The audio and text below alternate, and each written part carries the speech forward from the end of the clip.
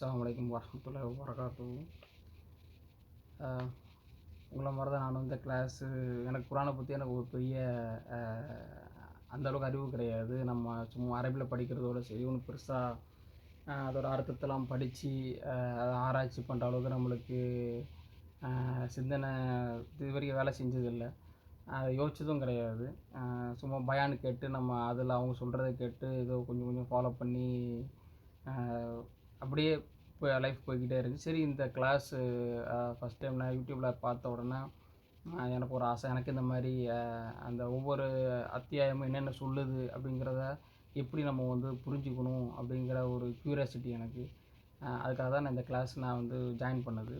So முதல் நாள் class எனக்கு உங்களுக்கு எப்படி ஒரு குழப்பத்தை உருவாச்சே தெரியல. பட் எனக்கு ஒரு சின்ன குழப்பத்தை உருவாக்குச்சு. என்ன அப்படின்னா, முதல் நாளே அவங்க என்ன சொல்லிட்டாங்க அப்படின்னா, இந்த கிளாஸ் வந்து உங்களை ஒரு பெரிய அறிஞராக்கக்கூடிய ஒரு கிளாஸ் இல்லை அப்படின்ட்டு அல்தாஃபி சார் சொன்னாங்க. என்ன ஃபஸ்ட்டு எனக்கு என்ன தோணுச்சுன்னா, நம்ம அதுதானே உள்ளேயே வந்தோம். நம்ம வந்து குரானை படிக்கணும், தெரிஞ்சுக்கணுங்க உள்ளேயே வந்தோம். பட் வேணால் டக்குன்ட்டு அவங்க வந்து உங்களை அறிஞராக்கக்கூடிய இது கிளாஸ் இல்லை, நீங்கள் அப்படியே நினச்சிக்கிட்டு இருந்தீங்க அப்படின்னா இதில் வந்து ஒன்றுமே இருக்காதுன்னு சொல்லிட்டாங்க. எனக்கு கொஞ்சம் லைட்டாக இது இருந்துச்சு, எனக்கு ஒரு சின்ன ஹெசிடேஷன் இருந்துச்சு. அப்போ இந்த கிளாஸ்க்கு வந்து வேறு எப்படி போகும் அப்படின்னு ஒரு தாட் இருந்துச்சு.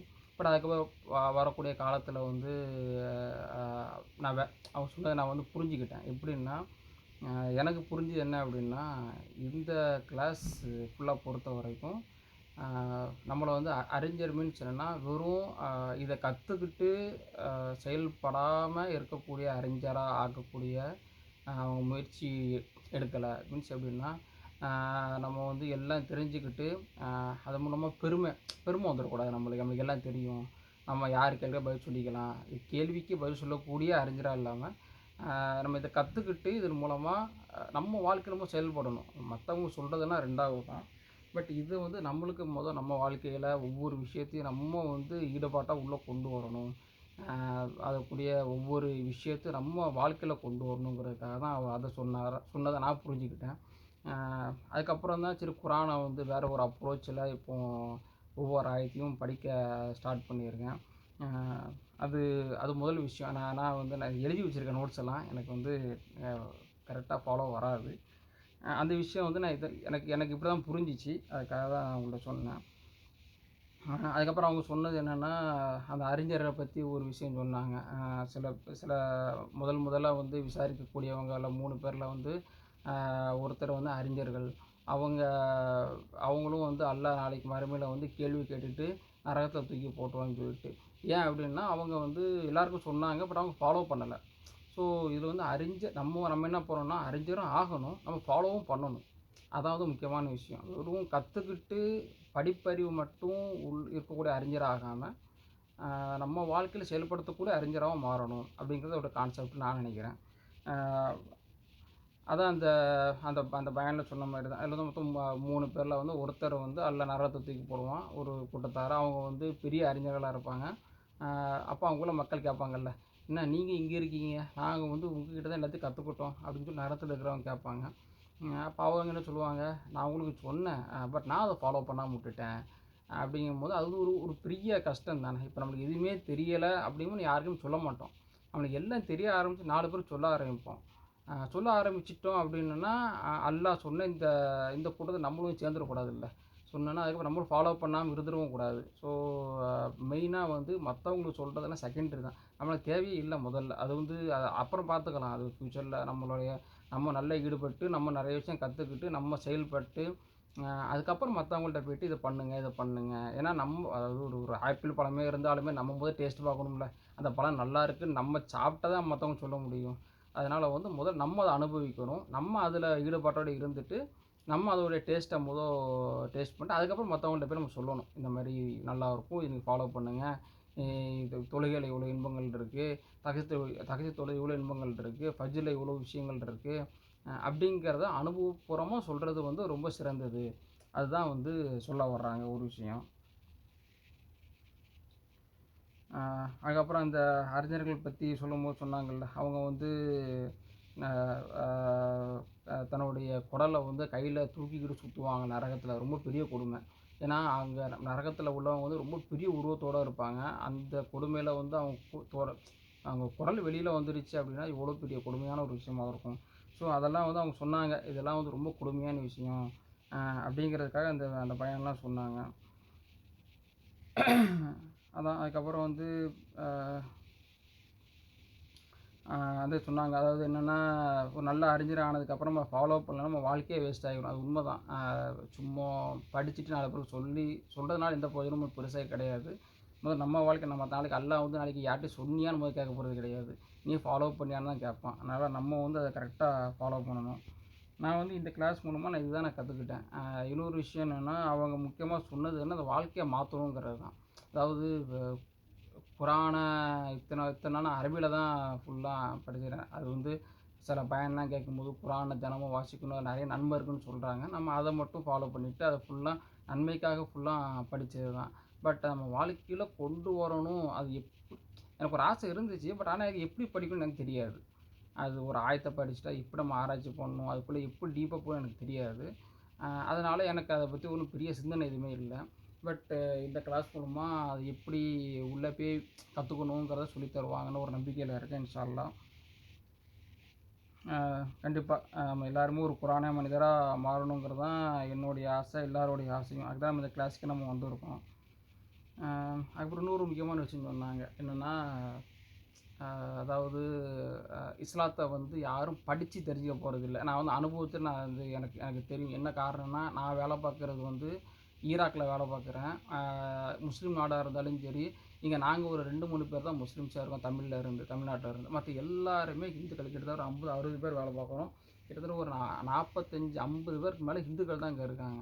ஸோ அவங்க அவங்க வந்து யாரும் குரானை போய் படிக்க போகிறது கிடையாது. இஸ்லாத்தை பற்றி தெரியறதுக்கான எந்த வாய்ப்பும் அவங்களுக்கு இல்லை. இப்போ அவங்க இஸ்லாத்தை பற்றி கொஞ்சம் கொஞ்சம் தெரிகிறது எல்லாமே நம்மளை வச்சு தான். நாங்கள் நோன்பு வைக்கிறது, நம்ம தொழுவுறது, நம்ம நம்ம செய்யக்கூடிய விஷயங்கள். இது போக சில விஷயங்களில் என் கூட ஒருத்தர் இருக்காப்புல. அவர் ரொம்ப நல்ல மனுஷன். எனக்கு வந்து அவர் மேலே ரொம்ப பெரிய மரியாதை இருக்குது. அவர் பேர் அப்துல் பாசித் தான். அவர் வந்து நிறையா பொறுமையாக இருப்பார், சிரித்து பேசுவார். அவர் வந்து நிறையா ஃபாலோ பண்ணுறாரு இஸ்லாத்தை. அவர்கிட்ட பார்த்து கற்றுக்குறாங்க. அவர் கோவப்பட மாட்டாப்புல மெயினாக. அப்போது அவருக்கு ஏன் இப்படி அமைதியாக சில விஷயங்கள்லாம் கோவப்பட மாட்டார், அமைதியாக இருப்பார். ஏன் இந்த மாதிரி இருக்கிறீங்கன்னு அவங்க கேட்கும்போது, இது நபிகள் எனக்கு சொல்லிக் கொடுத்தது, எனக்கு இப்படி தான் ஃபாலோ பண்ணணும், கோவப்படக்கூடாது, பாவம் அப்படின்னு அவர் சொல்லும்போது அதை பார்த்தா அவங்க தெரிஞ்சுக்கிறாங்க. இது நான் அனுபவத்தில் நான் பார்த்துருக்கேன். அவர் மூலமாக நிறையா அவர் வந்து சொல்லாமல் வாழ்க்கையிலே செஞ்சு அதை பல பேருக்கு பல பேர் இஸ்லாத்தை பற்றி நிறையா, இது ஒரு தாவா தானே. அவர் ஒழுக்கமான வாழ்க்கை, அவர் தனிமையில் எவ்வளோ ஒழுக்கமாக வாழ்கிறாரு, அவருடைய செயல்பாடுகள் எல்லாமே வந்து எல்லாருக்குமே தெரியும். அவர் இந்த அளவுக்கு ஒழுக்கமாக இருக்காருன்னு சொல்லிட்டு. ஒரு படம் பார்க்க மாட்டார், ஒரு பாட்டு கேட்க மாட்டார், எந்த வித கெட்ட எண்ணங்களும் மனசில் தோண்டாமல் அவர் முயற்சி எடுத்துக்கிட்டு இருக்காரு அந்த ஒழுக்கமான வாழ்க்கை வாழ்கிறதுக்கு. அவரை பார்த்து தான் இஸ்லாத்தை இப்படி தான் இருக்கும் போல் இஸ்லாம்னா, அப்போனா ஒரு முஸ்லீம் இப்படி தான் இருக்கணும் அப்படின்ட்டு அவரை பார்த்து தான் கற்றுக்குறாங்க, தெரிஞ்சுக்கிறாங்க. ஏன்னா யாருமே இப்போ அவங்க அல்தாஃபி சார் சொன்னது அப்படி தான். ஒரு இந்துக்களை பார்த்து நம்ம வந்து அவங்களோட பூஜையை, அவங்களோட புரஸ்காரம் அதெல்லாம் நம்ம கற்றுக்கிற மாதிரி, தெரிஞ்சுக்கிற மாதிரி, அவங்களும் நம்மளை பார்த்து தான் நிறைய பேர் தெரிஞ்சுக்கிறாங்க. ஏன்னா அவங்களுக்கு குரானை படிக்கக்கூடிய வாய்ப்பு ரொம்ப கம்மி. அவங்க அதில் அவங்களுக்கு இந்த தினசரி வாழ்க்கையவே அவங்க போராட்டமாக தான் நினச்சி வாழ்ந்துக்கிட்டு இருக்காங்க. அதனால் அவங்க வந்து இந்த பிரச்சனையில் வந்து குரான்லாம் வந்து படித்து தெரிஞ்சுக்க மாட்டாங்க. அதனால் நம்ம வந்து இன்னும் இப்போ நானுமே இன்ஷா அல்லாஹ் நிறையா ஃபாலோ பண்ண ஆரம்பிக்கணும். ரொம்ப லேகிங்கில் இருக்கேன். இன்னும் நிறையா கற்றுக்கிட்டு நிறைய விஷயங்கள் வந்து சுய வாழ்க்கையிலையாக இருக்கட்டும், ஒழுக்கமாக இருக்கட்டும், இன்னும் மற்றவங்க கூட பேசுகிற விஷயங்களாக இருக்கட்டும், இன்னும் நிறைய விஷயங்களை வந்து நான் என்னை நிறையா திருத்திக்கணும் அப்படின்னு எனக்கு ஒரு ஆசை. அவர் சொன்ன மாதிரி நம்மளை பார்த்து தான் கற்றுக்குறாங்க. ஸோ நம்ம வந்து முதல்ல குரானை வந்து நல்லா கற்றுக்கிட்டு அதை ஒவ்வொரு விஷயமும் சின்ன சின்ன விஷயங்கள் நிறைய இருக்குது. அதை நம்ம வாழ்க்கையில் இம்ப்ளிமெண்ட் பண்ணணும், தைரியமாக பண்ணணும். ஏன்னா குரான் சொல்லிருச்சு, அல்லாஹ் சொன்னது கரெக்டாக தான் இருக்கும். அதில் எந்த வித மாற்று கருத்துமே கிடையாது. அல்லாஹ் அது இப்படி தான் இருக்கும், நீ இந்த மாதிரி பண்ணால் இந்த மாதிரி நடக்குங்கிறது சொல்லிட்டு அப்புறம் 100க்கு 100 அதில் எந்த மாற்றமும் இருக்காது. பட் செயல்படுறது பயப்படக்கூடாது, தைரியமாக இறங்கி செயல்படுத்தணுன்ட்டு தான் நான் நினச்சிக்கிட்டு இன்ஷா அல்லாஹ் அதுக்கான முயற்சி நான் சீக்கிரமாக எடுப்பேன். ஆமாம், இந்த கிளாஸ் மூலமாக வந்து என்னோடய லைஃப்பை சேஞ்ச் பண்ணணுங்க எனக்கு ஒரு பெரிய ஆசை. அதுக்காக தான் நானும் சேர்ந்துருக்கேன். எல்லோரும் அதுக்கு தான் சேர்ந்துருக்கோம். இன்ஷா அல்லாஹ் எல்லோரும் சேர்ந்து முயற்சி எடுப்போம். அதுக்கப்புறம் இது ஒரு ஒரு ஹதீஸ் ஒன்று சொன்னாங்கல்ல. அதாவது ரசூலுல்லாஹி ஆயிஷா நாயகத்திட்ட வந்து போய் கேட்கும்போது, குரான்னா என்னன்னு கேட்கும்போது அவங்க என்ன சொன்னாங்கன்னா, அவர பாருங்க. ரசூல் முஹம்மது ஸல்லல்லாஹு அலைஹி வஸல்லம் பாருங்க. அப்படி அப்ப என்ன அர்த்தம்னா அவர் தான் குரான். அவர் செஞ்சது எல்லாமே குரான் விஷயம் தான். அ அவர் மாற்றமா பண்ணுறதுக்கான எந்த வாய்ப்புமே அவருக்கு அது தோணாதில்ல. எந்நேரமும் குரான். காரணம் என்னன்னா, எந்நேரமும் குரான்லயே இருக்காப்புல. படிக்கிறது குரானு, செயல்படுத்துறது குரானு, சிந்திக்கிறது குரானு. எந்நேரமும் குரான் தான் அவருக்கு வேற அத தவிர்த்து யோசிக்கிறதுக்கான அவசியமும் இல்லைல்ல. ஏன்னா அல்லாஹ் சொல்லிட்டான். அவருக்கு 100க்கு 100 தெரியும். இது வந்து இப்படி தான் நடக்கும்னு சொல்லிட்டு. அப்படிங்கும்போது அவர் அதுக்கான மாற்று சிந்தனைக்கான வேலைகள் அங்க ரொம்ப கம்மியா தான் இருக்கும். அ அந்த மாரி நம்மளும் மாறணும். அது ரொம்ப பீக்கு. நம்ம அந்த அளவுக்கெல்லாம் போவோமான்னு எனக்கு தெரியல. பட் அதுக்கான முயற்சி எடுத்துக்கிட்டே இருக்கணும். சின்ன சின்ன விஷயங்கள்ல மாற்றி மா மா மாத்த மாற்றத்த உருவாக்கிட்டே இருக்கணும். அ அப்படின்ட்டு நானும் ஆசைப்படுறேன் இன்ஷா அல்லாஹ். ஆமா. அ அதுக்கப்புறம் சொன்ன முக்கியமான விஷயம், இந்த டாபிக்லாம் முடிச்சுட்டு அதுக்கப்புறம் முக்கியமான விஷயத்துக்கு வந்தாப்புல. அது வெறும் அறிவு பயன் தராது. அது வந்து அ தெளிவு. ஆமா. கண்டிப்பா. அ விற்ற அறிவுல வந்து நமக்கு எந்த பயனுமே கிடையாது. அதுக்கு தான் ஒரு சின்ன எக்ஸாம்பிள் சொன்னாப்புல குடிகாரன பத்தி. ஆமா. குடியோட தீமை தெரியும். அவனுக்கு வந்து குடியால வரக்கூடிய பிரச்சனைகள் எல்லாமே அவனுக்கு நல்லாவே தெரியும். அதுக்கான அறிவு அவனுக்கு ரொம்ப அதிகமாவே இருக்கு. பட் அவனுக்கு அந்த அத விட்டுட்டு வெளியில வரலைல. வெளியில வந்தா தானே அவனுக்கு வந்து அதில உள்ள அ லாபம் கிடைக்கும். அவனோட உடம்பு சரியாகும். பட் வெறும் அறிவு மட்டும் வச்சு எந்த பிரயோஜனமுமே இல்ல. அது ஒரு முக்கியமான ஒரு விஷயம். எனக்கு அது ரொம்ப பிடிச்சிருந்துச்சு. அதுக்கப்புறம் வந்து ஒரு குரான் வசனத்த ஒண்ணு எக்ஸ்பிளைன் பண்ணாப்புல. அதாவது வந்து இந்த அ யூதர்களுக்கு வந்து தௌராத் வேதம் கொடுக்கப்பட்டத வந்து எப்படி அல்லாஹ் சொல்லி காட்டுறான்னு சொல்லி. அ ஃபர்ஸ்ட்டு புரியல. நான் வந்து அவங்க சொல்லும்போது எனக்கு கொஞ்சம் புரியல. அதுக்கப்புறம் அந்த வசனத்த படிக்கும்போது கொஞ்சம் கொஞ்சம் புரிஞ்சுச்சு. அ அது என்ன சொல்றாங்க அப்படின்னன்னா, அவங்க வந்து குரான் படிச்சிருக்காங்க. சாரி, தௌராத் வேதத்த படிச்சிருக்காங்க. அல்லாஹ் கொடுத்த குரான். அவங்களுக்கு கொடுத்த குரான். அவங்க அத படிச்சிருக்காங்க. அத பத்தி அறிவு அவங்களுக்கு அதிகமாவே இருக்கு. அதாவது வந்து நம்ம ரசூல் ஸல்லல்லாஹு அலைஹி வஸல்லம் வாழ்ந்துகிட்டு இருக்கும்போதே அந்த காலத்துல உள்ள யூதர்கள்லாம் வந்து வேதக்காரர்கள். அவங்களுக்கு வந்து அதிகமான அறிவு இருக்குன்னு சொல்லிட்டு, அங்க இருக்க அராபிய மக்கள் எல்லாமே வந்து அவங்ககிட்ட போயிட்டு வந்து சில விஷயங்கள் கேட்கறதா இருக்கட்டும், அறிவுரை கேட்கறது. ஏன்னா அவங்கள்ட்ட வந்து வேத புக் இருக்கு. கடவுளோட டைரக்ட்டா கான்டாக்ட் இருக்கு. அப்படின்ட்டு எல்லாருமே நம்புனாங்க. அவங்களும் அத வந்து ஒரு ப்ரிவிலேஜா எடுத்துக்கிட்டாங்க. அது ஒரு பெருமையாவே எடுத்துக்கிட்டாங்க. அப்ப என்ன அர்த்தம்னா, அவங்களுக்கு அந்த அறிவு இருந்துச்சு. அல்லாஹ்வுடைய முஹம்மது ஸல்லல்லாஹு அலைஹி வஸல்லம் வர்றதுக்கு முன்னாடி வரைக்கும் அவங்கள்ட்ட வேதம் இருந்துச்சு. அத வந்து அவங்க குரான் பார்த்தா அது ஒரு வேதம் தானே. அல்லாஹ்ட்டருந்து வந்தது தானே அதுவும். பட் ஆனா என்ன பண்ணாங்கன்னா, அதில படிச்சாங்களே தவிர அவங்க செயல்படல. அதில வந்து கோவப்படக்கூடாதுன்னு இருக்கும். பெருமை அடிக்கக்கூடாதுன்னு இருக்கும். பொறாமை கொள்ளாதீர்கள்ன்னு இருக்கும். மத்தவங்கள இழிவா பார்க்காதீங்கன்னு இருக்கும். குரான்ல இருக்கிறதுனா அதிலயும் இருந்திருக்கும். இதெல்லாம் பேசிக் விஷயம் தானே. அவங்க எதையுமே ஃபாலோ பண்ணலைல. அவங்க மத்த எல்லாத்தையுமே வந்து இழிவா தான் பார்த்தாங்க. அவங்க அவங்க தான் மேன்மையா நினச்சுக்கிட்டு இருந்தாங்க. சாதி அந்த கூட்டம் தான் மேன்மையான கூட்டம்னு நினச்சது. அதுக்கப்புறம் வந்து வேற முகமது ஸல்லல்லாஹு அலைஹி வஸல்லம் பார்த்தோனே அவங்களுக்கு கோவம். என்னன்னா வந்து நம்மளுடைய இதில ஒரு தூதர் வராம, வேற ஒரு கூட்டத்துல வந்து தூதர் வந்திருக்காங்களேன்னு சொல்லி ஒரு பொறாம தானே. அந்த பொறாமை அவங்களுக்கு இருந்துச்சு. இந்த விஷயம்லாம் அவங்க ஃபாலோ பண்ணல. ஃபாலோ பண்ணலன்னா அவங்க வேஸ்ட்டு தானே அது. அதுக்கு தான் அல்லாஹ் ஒரு எக்ஸாம்பிள் சொன்னாப்புலல்ல. அதாவது ஒரு கழுதை இருக்கு. கழுதையோட முதுகுல வந்து பார்த்தோன்னா, ஏடுகள் அ ஏடுகள் எல்லாத்தையும் வச்சாச்சு. அது சுமந்துட்டு போகுது. அதனால அதுக்கு என்ன பயன் இருக்கு? எல்லாத்தையும் படிச்சிருக்காப்புல. ஆனா அது பயன்படுத்தாதனால என்ன பயன்? கழுத மாரி தான் அவங்களும். அது ஒரு அது ஒரு அது அது அந்த ஊமை அதானே சொல்லி காட்டுது நம்மளுக்கு. ஸோ நம்ம அப்படி இருக்கக்கூடாது. இப்போ நம்மளும் கிட்டத்தட்ட அப்படி தான் இருக்கோம். நம்ம வந்து அந்த எடுத்துக்காட்டு வந்து அவங்களுக்காக மட்டும் இல்ல, நம்மளுக்காகவும் நம்ம அத அ நான் என்னுடைய இடத்துலருந்து பார்க்கும்போதும், நம்மளும் அப்படி தான் இருக்கோம். படிச்சிருக்கோமே, படிச்சு சில விஷயங்கள் பயான்லாம் கேட்கமே தவிர இம்ப்ளிமெண்ட் பண்றதில்ல. காரணம் பயம். அ பெர்சனலா எனக்கே வந்து நெறைய பயங்கள் இருந்திருக்கு. சில சில பேர்ட்ட நம்ம வந்து கொஞ்சம் இறங்கி போற மாரி இருக்கும். கொஞ்சம் அ சில விஷயங்கள் நம்ம வந்து எதிர்த்து பேச முடியாது. தொழுவ போகக்கூடாதுன்னு சொல்லிட்டு எங்க இன்சார்ஜ் சொன்னாருன்னா, நான் கொஞ்சம் பயப்படுவேன். சரி நான் கொஞ்ச நேரம் கழிச்சு போய்க்கிறேன்னு சொல்லி உட்காருவேன். ஜும்மாக்கெல்லாம் போகக்கூடாதுன்னு சொன்னா நான் பயந்து உட்காந்துருவேன். இதெல்லாம் நம்மக்கிட்ட இருக்கிற ஒரு விஷயம் தானே. இந்த பயங்கள் எல்லாமே வந்து பார்த்தோன்னா, அ நம்ம இம்ப்ளிமெண்ட் பண்ணாததுனால தைரியமா அல்லாஹ் பார்த்துப்பான். அதெல்லாம் இதுல என்ன இருக்கு? என்ன சொன்னாலும் சொல்லிட்டு போறேன். நம்ம பாட்டுக்கு தொழுகைக்கு போவோம். அப்படிங்கிற ஒரு தைரியம் நமக்கு வரமாட்டுது. இன்னும் பல விஷயங்கள் புறம் பேசுறதா இருக்கட்டும், இதெல்லாமே வந்து பேசக்கூடாது. பொய் பேசக்கூடாது. இது மாதிரி நிறைய விஷயங்கள் இருக்குது. இது பேசிக் விஷயம் நான் சொல்கிறது. இன்னும் டீப்பாக நம்ம குரானை படிக்க படிக்க நிறைய விஷயங்கள் நம்மளுக்கு தெரிய வரும். இன்ஷால்லா நம்ம எல்லாத்தையும் நம்ம ஃபாலோ பண்ணுறோம். அதான் இந்த இது சொல்ல வர்றது. ஃபாலோ பண்ணாமல் இருக்கிறது சுத்த வேஸ்ட். நம்மளும் ஒரு கழுதை மாதிரி நம்மளும் ஒரு வாழ்க்கை வாழ்ந்துக்கிட்டு இருக்கோமே தவிர ஒரு நல்ல மனிதனாக ஒரு ஈமான மனிதனாக மாறுறதே இல்லை. அதுக்கான முயற்சி எடுக்கிறதே இல்லை. நம்ம அதுக்கான முயற்சி இன்ஷால்லா நம்ம எடுக்கணும். சரிங்களா? மனிதர்களுக்கு தங்க நன்மைகளை எதிராக ஆமாம், அந்த யூதர்கள் அப்படி தான். அவங்க வந்து அதை நான் சொன்னது தான் என்னென்னா வந்து அவங்க மக்களுக்கு வந்து நிறைய நன்மைகள் ஏவுகிறாங்க. பட் ஆனால் அவங்க யாராவது ஃபாலோ பண்ணுறதே கிடையாது. அதான் அல்லாஹ் கேட்கான், வேதத்தை வந்து நீங்கள் படிச்சுட்டு சிந்திக்க மாட்டீங்களா? அந்த வேதங்களை படிச்சிருக்கீங்க, அதை பற்றி உங்களுக்கு எல்லா நாலேஜுமே இருக்குது. ஏன் அல்லாஹ் வந்து நீங்கள் படிக்கலையான்லாம் கேட்கல. அல்லாஹ் வந்து நீ ஏன் வேதத்தை படிக்கலையா அப்படின்னு கேட்கல. நீங்கள் ஏன் சிந்திக்கலன்னு தான் கேட்கான். மீன்ஸ் வேதத்தை படிக்கிறது. இப்போ நம்ம குரானை படிக்கிறோம், அல்லாஹ் ஒருவன், அவனுக்கு வந்து பிள்ளைங்கள் கிடையாது, இப்படி நம்ம படிச்சுக்கிட்டே போகிறோம். இதில் எந்த பெரிய நாலேஜும் கிடையாது. அல்லாஹ் ஒருவன் அப்படின்னா அதை நம்ம உட்காந்து சிந்திக்க ஆரம்பிக்கணும். அதுதான் வந்து அல்லாஹ் இங்கே சொல்ல வர்றது. அதான் நான் நினைக்கிறேன். நீ வந்து சிந்திக்கலை, ஏன் சிந்திக்க மாட்டேன்? ஒரு ஒரு ஆயத்தை எடுத்துகிற உட்காந்து 1 மணி நேரம் சிந்திக்கலாம். அவ்வளோ விஷயங்கள் அதில் இருக்கும். நம்மளுக்கு சிந்திச்சது கிடையாது. பட் அவ்வளோ விஷயங்கள் அதுக்குள்ளே இருக்குது. நம்ம உட்காந்து சிந்திக்கணும். இன்ஷா அல்லாஹ் ஒவ்வொரு ஆயத்தை எடுத்துகிற உட்காந்து நம்ம அதில் நிறைய கேள்விகள் கேட்கலாம். மீன்ஸ் அதுக்கான எதிரான கேள்விகள் இல்லை. ஒவ்வொரு ஆயத்தையும் நம்ம எடுத்துகிற உட்காந்து சின்ன சின்ன இப்போ வந்து எடுத்துக்காட்டுக்கு அல்லாஹ் வந்து எச்சரிக்கை, நான் வந்து உங்கள் எச்சரிக்கிறேன்னு சொல்கிறான், பயங்காட்டி எச்சரிக்கிறேன்னு சொல்கிறான். அப்போ நம்ம வந்து அதை கூட நம்ம சிந்திக்கலாம். பயங்காட்டுறதுன்னு என்ன? ஏன் நம்மளும் பயங்காட்டணும்? எதுக்கு நம்ம எல்லாம் எச்சரிக்கணும்? எச்சரிக்கைன்னா என்ன? நம்ம ரோட்டில் போகும்போது எச்சரிக்கை பலகை இருக்குது.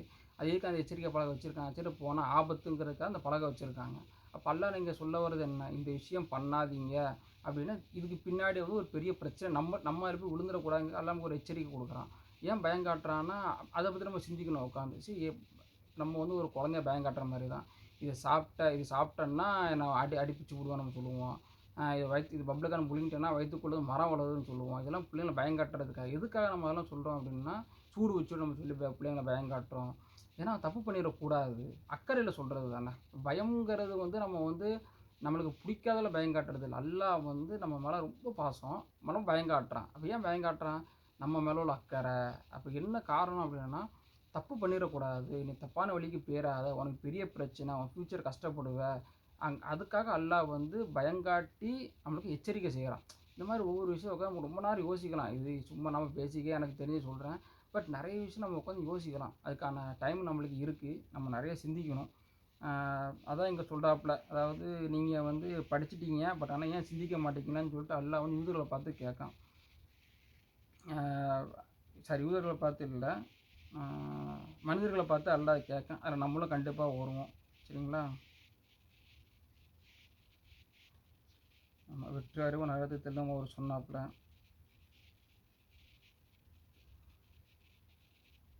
இன்னொரு முக்கியமான ஒரு விஷயம் சொன்னாப்புல, இது பழக்கம் எனக்கும் உண்டு. எனக்கு மட்டும் இல்லை, நிறைய பேருக்கு இந்த பழக்கம் இருக்கும். அதாவது நம்ம வந்து குரானை வந்து கேட்டுக்கிட்டே இருப்போம். நிறையா பயான் கேட்போம். மனசு எப்போம்னா கஷ்டமாக இருக்கும் அப்போம்னா உட்காந்து பயான் கேட்குறது.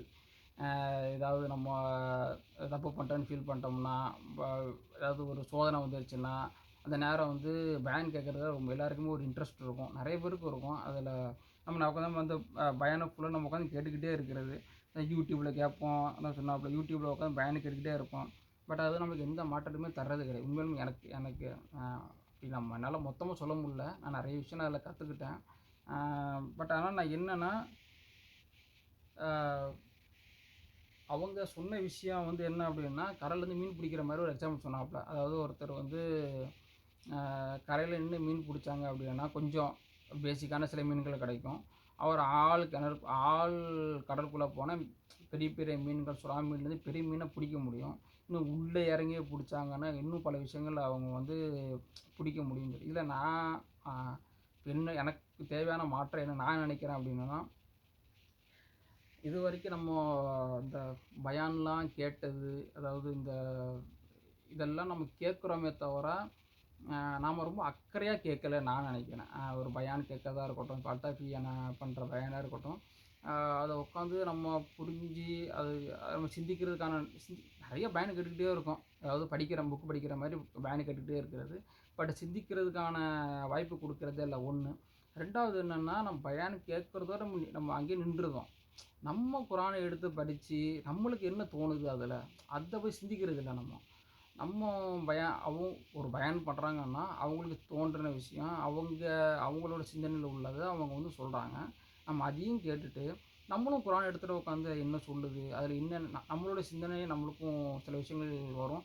அது மட்டும் இல்லாமல் அது நம்ம நம்ம நம்ம வாழ்க்கையை ரிலேட் பண்ண முடியும் நான் நினைக்கிறேன். சில விஷயங்கள் நம்ம நம்ம உட்காந்து ஆராய்ச்சி பண்ணி நம்ம உட்காந்து சிந்திக்கும் போது அதில் பல விஷயங்கள் நம்ம ரிலேட் பண்ண முடியும் நம்மளால். அதான் சொல்கிறாப்புல, நம்ம இறங்கி குரானில் இறங்கி நம்ம படிக்கணும், நம்ம படித்து நம்ம சிந்திக்கணும். சும்மா உட்காந்து பேன் மட்டும் கேட்டுக்கிட்டே இருக்கல எந்த பெரிய பிரயோஜனம் இல்லைன்னு இல்லை, கண்டிப்பாக நிறைய விஷயங்கள் இருக்குது. அதையும் சிந்திக்கணும், நம்மளும் உட்காந்து சிந்திக்கணும். ஸோ அதுதான் வந்து அவர் ஆள் கடலுக்கு போகணும்னு சொல்கிறது, நம்மளை இறங்க சொல்கிறாப்புல. நீங்கள் வந்து வெளியில் நின்றுக்கிட்டே வந்து பேன் மட்டும் கேட்டுக்கிட்டு அதில் அதில் பேசிக்காக சில விஷயங்கள் சொல்கிறத மட்டும் நீங்கள் கேட்டுக்கிட்டே இருக்காதீங்க. நீங்களும் உள்ளே இறங்கி குரானை நீங்கள் எடுத்து படித்து, இன்னும் நம்ம நிறைய ஆயத்துகள் இருக்குது, நம்ம நிறைய சிந்திக்கலாம். சரிங்களா? அதுதான் அவர் வந்து சொல்ல வந்தது.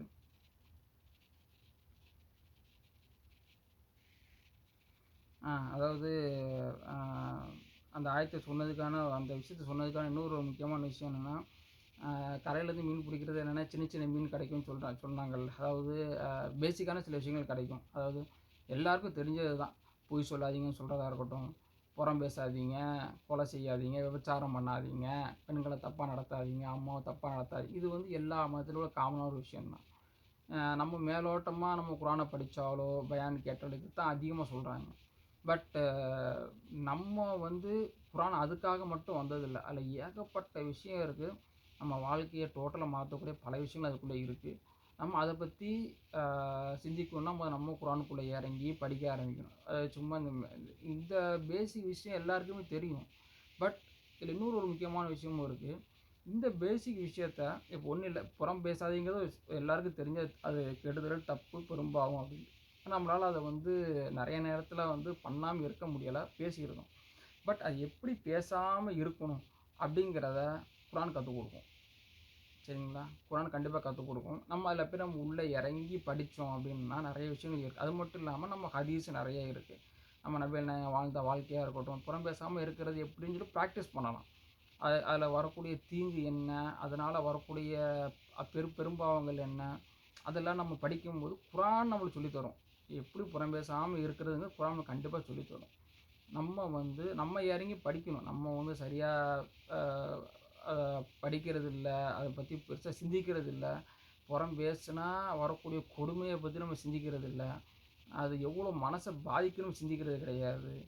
புறம் பேசுறதுக்கு மட்டும் இல்லை, என்ன ஒரு படம் பார்க்குறதா இருக்கட்டும், இந்த காலத்தில் படம் பார்க்குறது ஒரு சாதாரண விஷயமாக நம்ம எல்லோரும் பண்ணுறாங்க. பட் ஒரு பாட்டு கேட்குறது ஒரு அது கேட்காம ஒருத்தர் இருந்தால் நம்ம என்னமோ வேற்றுக்கிரகவாசி மாதிரி பார்க்க ஆரம்பிச்சிட்டாங்க. அப்படிப்பட்ட காலத்தில் வாழ்ந்துக்கிட்டு இருக்கோம். பட் ஒரு குரானிய மனுஷனாக இருக்கணும் அப்படின்னா அல்லாஹ் சொன்னதை கேட்கணும், அவ்வளோதான். அதில் வந்து இவங்க உலகமே ஒரு பக்கம் போனாலும் பரவாயில்ல, அல்லாஹ் வந்து தப்புன்னு சொன்னால் தப்பு, அவ்வளோ. நம்ம அதில் எந்த மாற்று கருத்தும் கிடையாது.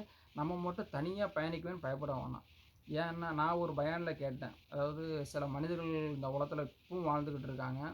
அவங்க போய் ஒரு இடத்துல பேச போகிறாங்க, ஒரு கூட்டத்தில் பேச போகிறாங்க, ஃப்ரெண்ட்ஸ் கூட பேச போகிறாங்கன்னா அவங்களால அங்கே ஒரு வார்த்தை கூட பேச முடியாது. காரணம் என்னென்னா, அவங்க பேசுகிற எதுவுமே இவனால் ரிலேட் பண்ண முடியாது.